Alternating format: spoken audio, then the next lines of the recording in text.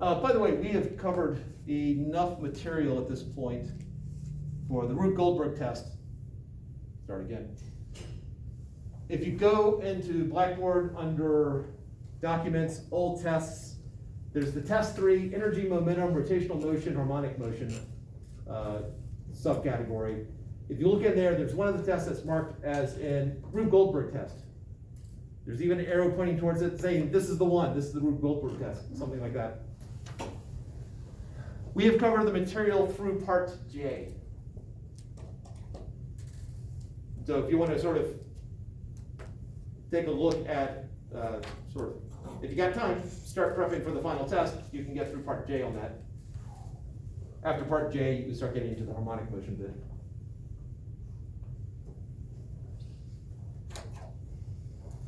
All right, so we have a spool right here, and I'm going to pull on it from underneath it. I mean, I think that one everyone's got pretty well. If I pull from underneath, which way will this thing spin? I am going to pull slowly and make sure the string is not caught on itself. Okay.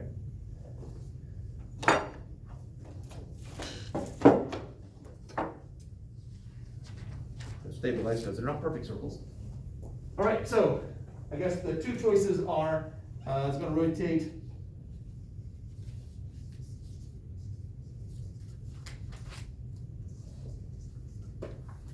so if it rotates like that way, if it rotates, I guess that would be clockwise, the negative K direction, or the positive K direction, so that this is counterclockwise, or no spin.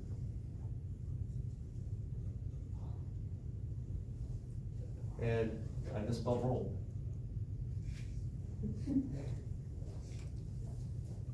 Good thing it's not being recorded. All right, so which way will it spin? It's going to rotate around like that.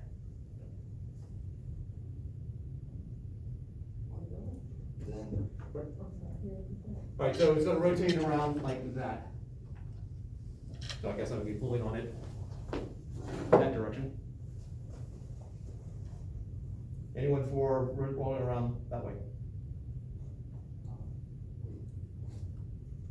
Some people are still trying to figure it out, so I'm fine. And by the way, the spontaneous combustion where the thing bursts into flames, we'll throw that in the no spin.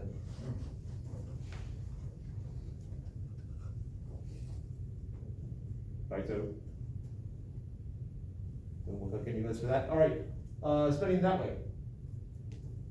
1, 2, 3, 4, 5, 6, 7, 8. So Roberto and Enrique are not convinced.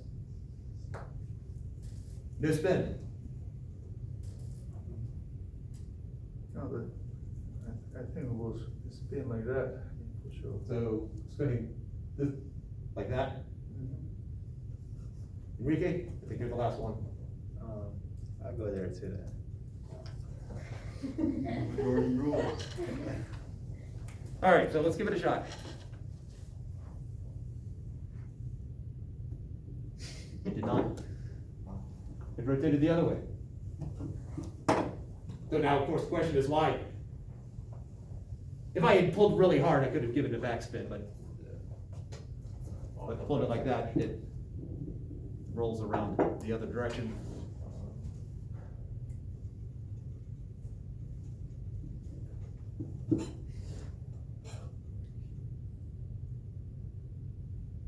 All right, so it starts out at rest, and then it started rotating, which means what? The force that is acted on it. Okay, that would give it acceleration, but since it rolled, It's given acceleration. Part of it could be like the friction that the spring or the string has on it itself. So like the part of the spring that you're pulling on, it's resting on like another. yeah, it's not friction with the string on itself.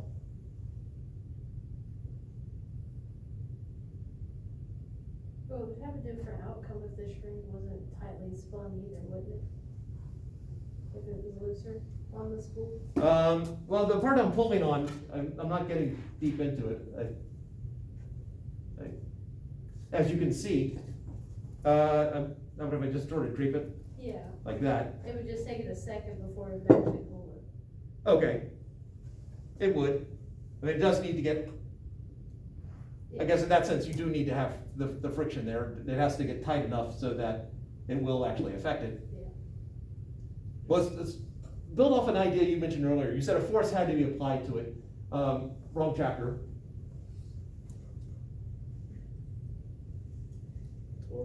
Yes, that's the one. Torque has to be applied. Which, of course, the force has to be applied in order for there to be torque also. All right, so the torque is applied.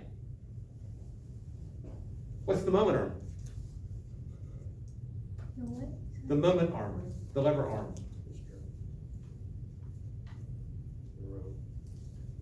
As in this, where? So I have a force being pulled that way. I know that the torque applied is R cross F.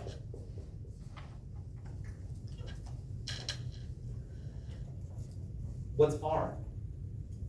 Besides the moment arm. What's R in this case?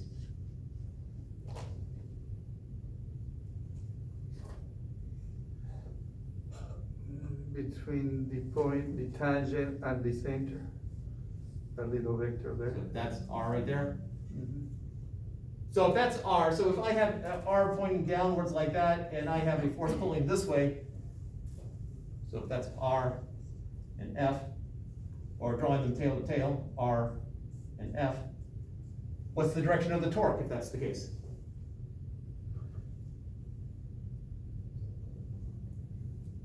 Yep. Like this. That's the one. Well, no, that's the positive direction, so that would be correct. But it rolled in the other direction. Yeah. I can't apply torque and have it roll, if there's no other forces acting on it, I can't apply a torque and have the thing suddenly start going the other way. So it would be to the, like, to the other side of the force, the parallel to the force? When R is parallel to the force? Is that what you're saying? I think so. If R is parallel to the force, if these are parallel vectors, then the torque is zero. That'd be like going to the door and you're pushing straight on this end right here towards the hinges. This is not R. The crux of what we're working towards here is, what exactly is the axis of rotation of an object that is rolling? Center of mass? No, center of mass would be the middle of the disk.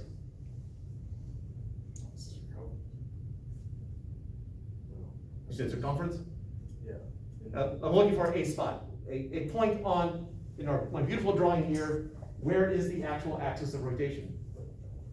It is not the middle of the wheel. Is it the point where like the rope gets, like goes away from the middle of the spool, you know what I mean? Where the rope goes away from? Like that angle right there. Yeah, that, Is it where the rope wraps back around underneath itself? yeah.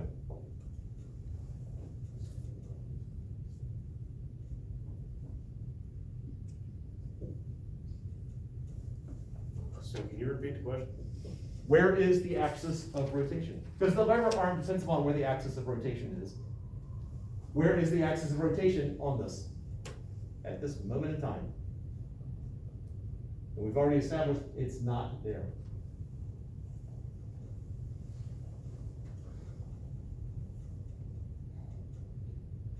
Would be the tangent point at which it's touching the table. Right there. That's the axis of rotation. R is a vector in that direction. So if I have R going up and F going to the right, what is the direction of the torque? Yep, the negative K direction, which is the way it actually rotated.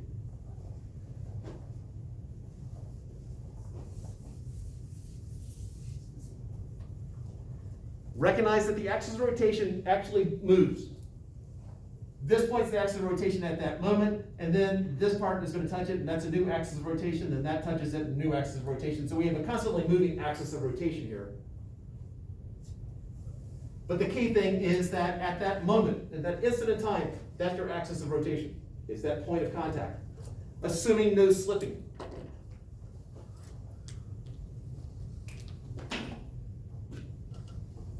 So the moment of inertia of this, we'll make it a disk just for ease. The moment of inertia of the disk about the axis of rotation is the moment of inertia about the center of mass plus mv squared.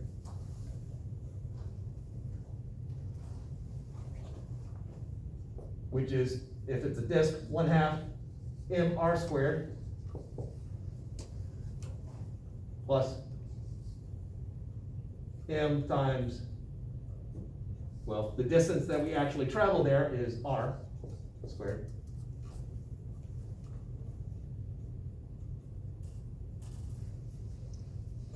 I actually, this is correct, but this is not what I wanted to do, sorry. We'll come back to it in a second. Kinetic energy. Yeah, you know it. What's the formula for kinetic energy? 1/2 mv squared. And if we're talking about rotation,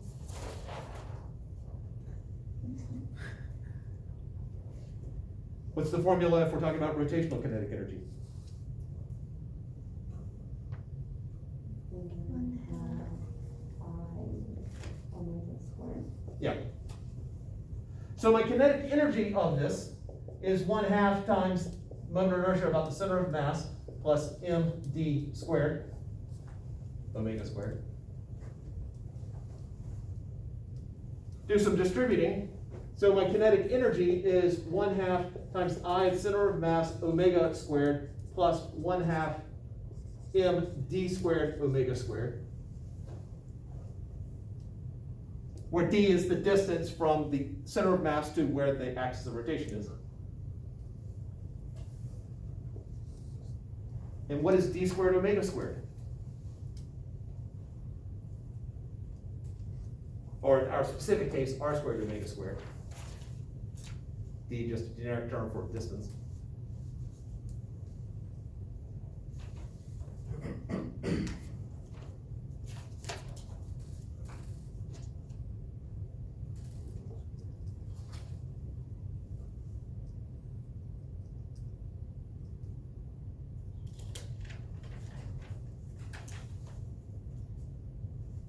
Would be better if I used r instead of d.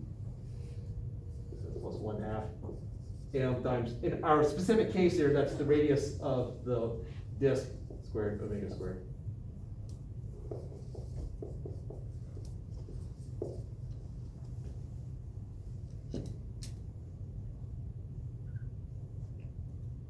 Is it the angular acceleration times r? Omega squared r times one? No. Sorry, omega squared.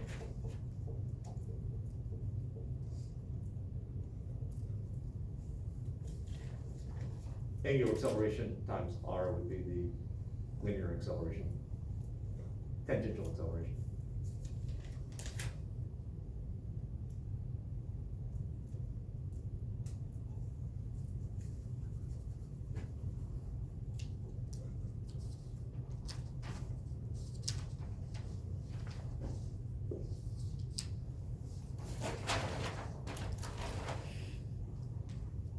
This question is, can you beat that? Can you give me the answer before that hits the floor?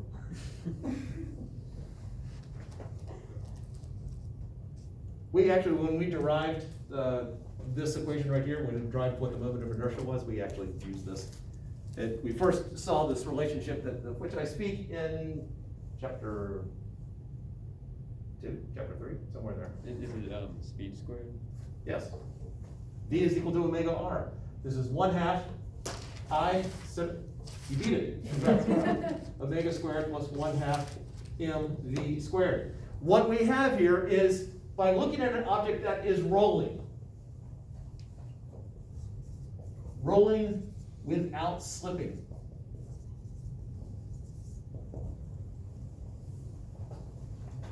We can break it up into the moment of, the kinetic energy of this whole thing moving down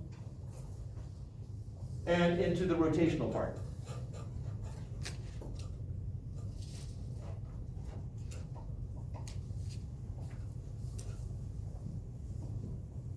So when we want the kinetic energy of an object that is moving, that's rolling, technically, we're doing this, but ultimately it's going to break down into rolling about the center of mass plus the kinetic energy of the thing just moving in a linear direction.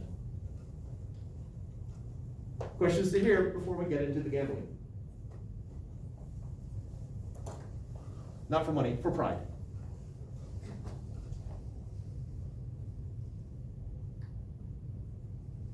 I'll go grab the props.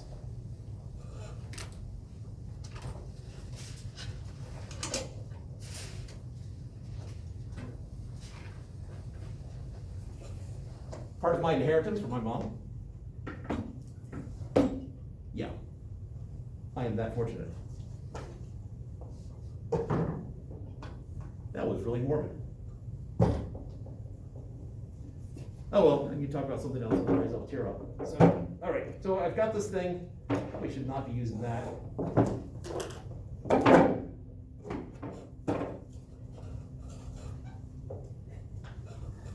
All right, so I have a ramp here. I'm going to roll stuff down it. And what you're going to do is you're going to sort of take bets. We'll see if physics by democracy can work now. Which thing is going to make it to the bottom first?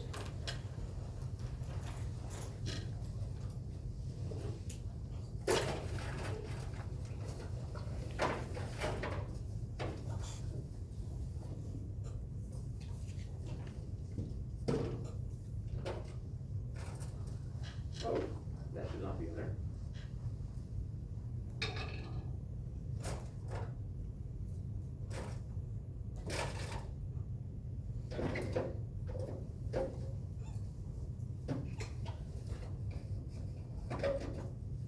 All right, this should be enough for now.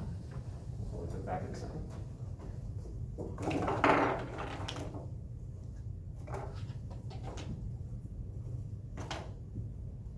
Let's see.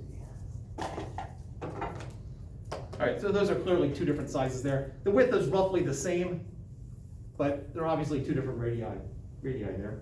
Is that round? Ish. We're gonna hopefully it's close enough. So, if I roll these two in some competition down the ramp, which one is gonna get down to the bottom first? And I actually am gonna take a moment to see if I can find the smaller spool so it's much clearer difference.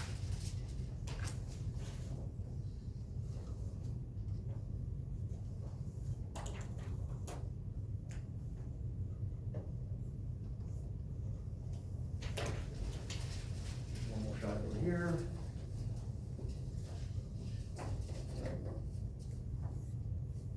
Ah, there we go.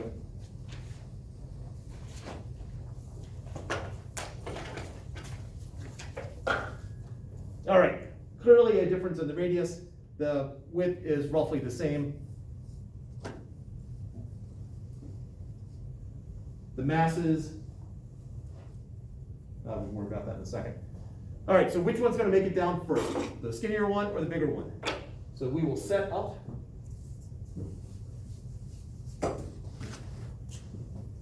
Big one, little one, tie. And for the sake of this, let's just assume they will not burst into flames on the way down, so we will leave neither off. All right, have an opinion and vote, even if your opinion is based purely upon guess. Who says the big one? The voice of one. Way to be brave. Who says the little one? 1, 2, 3, 4. Who says a tie? 1, 2. You may not know, but you are people. Everybody here gets a vote. It's election day. Yeah. Not even checking IDs. All right, let's try that again. I do want everyone to vote for one of them. The big one? Oh, you changed your mind, Max? Yeah. The little one? A tie?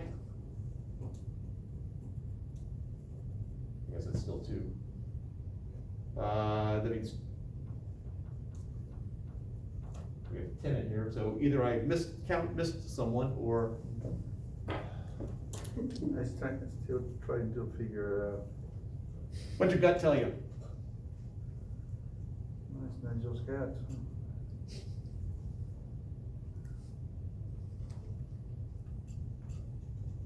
I will go for the bigger one, I suppose, yeah. You were a trendsetter.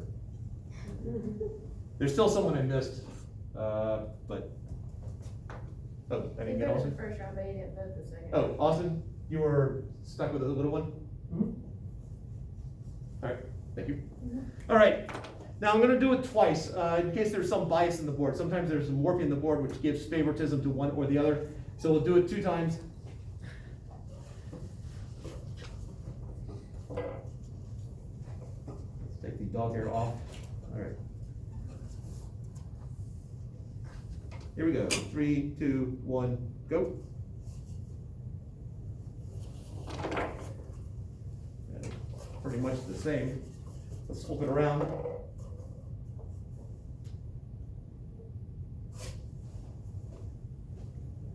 So there seems to be a little bit of bias there, but roughly the same, especially considering this is, you know, half the radius. You voted for time? So congratulations to you two. Why?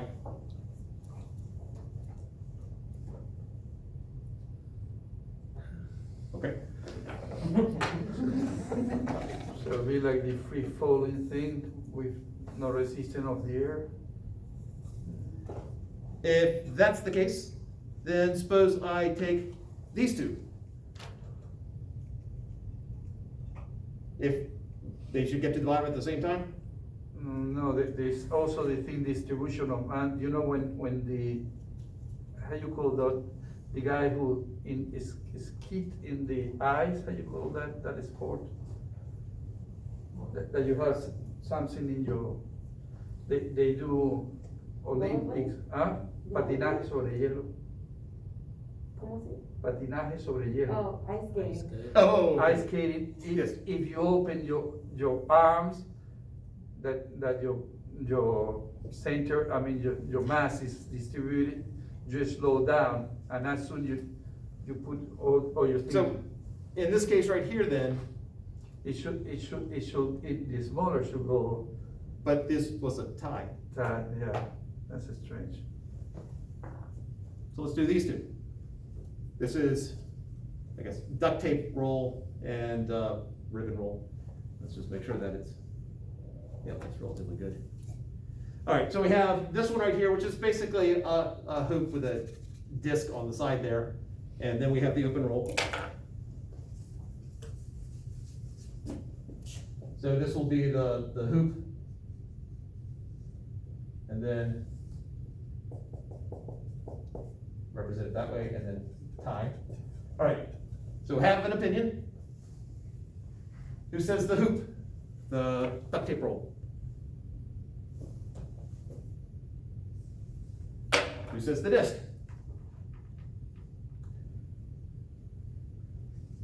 And a tie? Yeah, that doesn't have more mass in the center. That one doesn't. Huh? Saying this one doesn't. Yeah, but that one has the whole thing distributed all the time. I think that was 3. So because you voted for this one, right? Yeah, let's Okay. do it like that, yeah.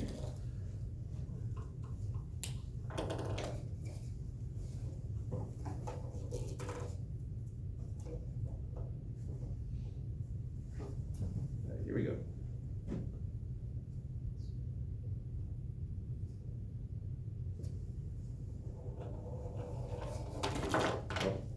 definitely less of a tie than the last one. So this one made it down first, let's switch sides, again, board bias.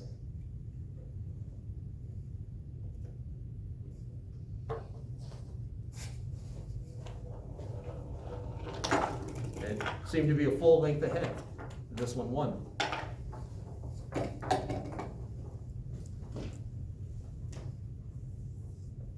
Why? Is it because it has like a less surface area than the hoop? All right, so let's test out the surface area a bit. If I take. See how badly it works with that. That won't fit. We'll take these two. Would you read this as more surface area? Yeah. Okay. Not all of it will be on the board, but we'll do the best we can there. I'll use that as my starting post. Put that over on this edge, hopefully it won't fall off. So more surface area, you would be expecting the less surface area would win? Yeah. So The this less, one. yeah.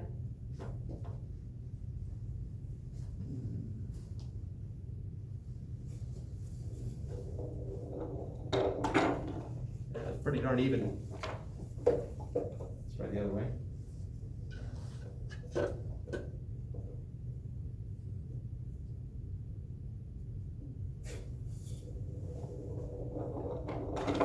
Well, that one sort of went off, but they were relatively even up to a certain point. They should have been actually relatively even.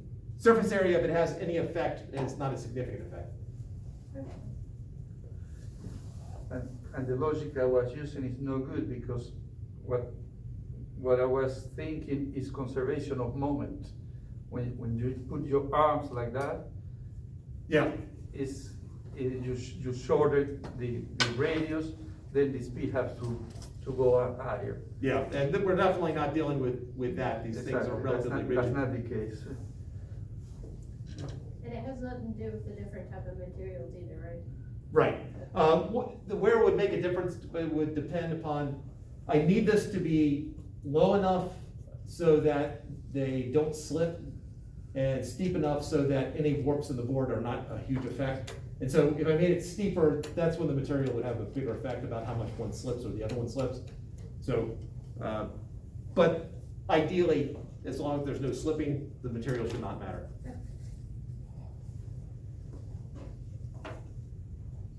All right, I got a rubber ball and a hoop.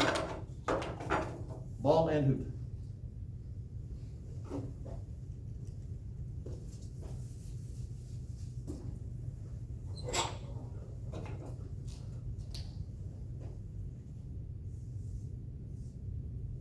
So solid sphere and hoop.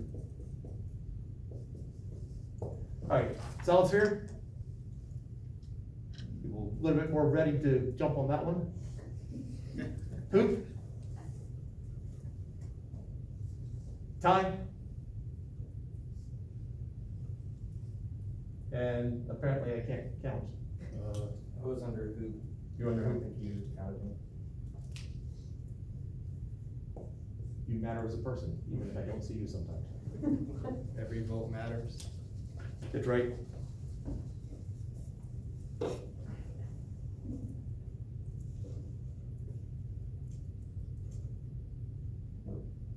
Right, orient the ball so that the seam on it is going downhill.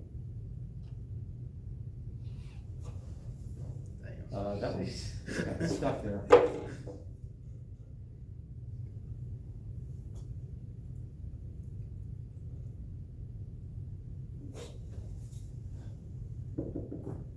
Well, it definitely got ahead, but this one still was slow to start.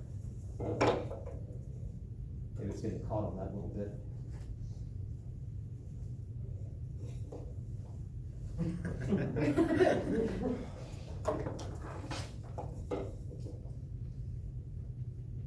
Just hit a flat spot, or is that might be a material issue there?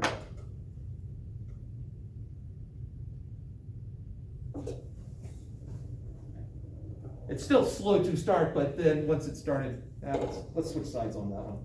See what that will do. stay on.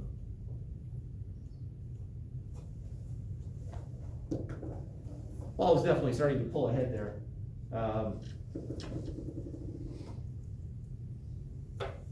It's a different ball. I don't think this one is solid all the way through. But I'm gonna assume you're still voting the same. I think the ball clearly won that. Is it the one I was just using? Switch. Like, we're just doing a couple more of these and then we'll be done. Cool. Yes. It's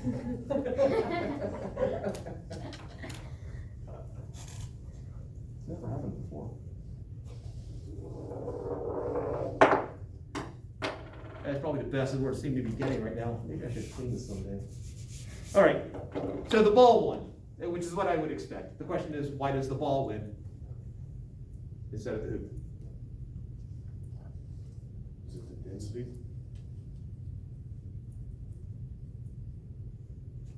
How so?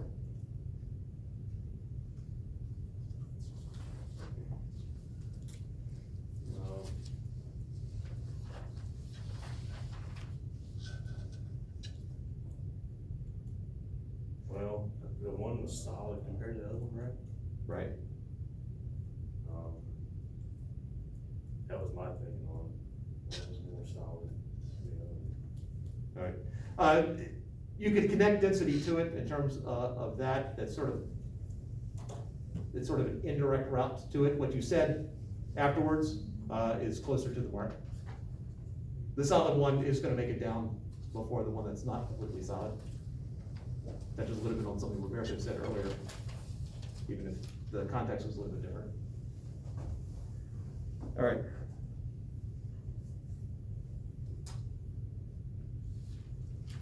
What is,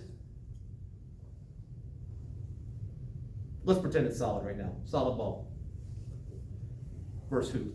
What is a clear difference between these two besides this is a ball and this is a hoop? Hollow. Okay? The distribution here. Yep. How's the distribution of mass reflected? One is whole. One is whole. Oh, hollow? Yeah, hollow. Yeah. Okay, going, in physics though, what is something that we have covered so far that reflects the distribution of mass?